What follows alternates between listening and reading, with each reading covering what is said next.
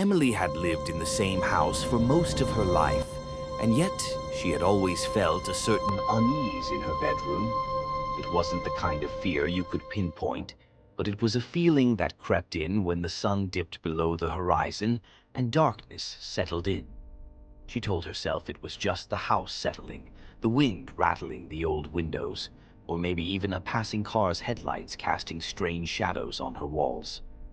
But that all changed one fateful night. She woke up to the sound of faint whispers, so soft and distant that she initially assumed it was a dream. But as the whispers grew louder, she realized they weren't just in her head. She bolted upright in bed, eyes scanning the room, but everything seemed normal.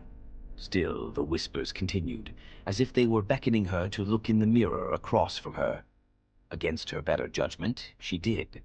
At first, she saw only her reflection, her tired face staring back. But then something caught her eye. A figure, pale and gaunt, stood behind her.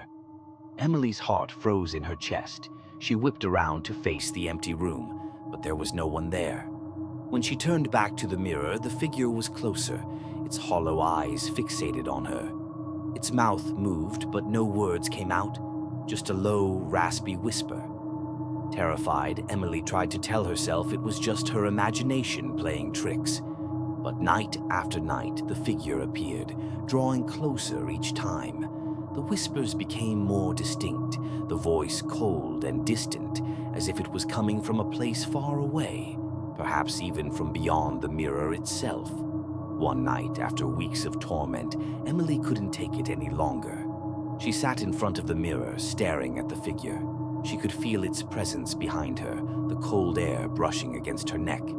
The figure stepped forward, its hands reaching out, and for the first time it spoke in a voice that felt like it was coming from inside her own mind. "You can't run from me," it whispered.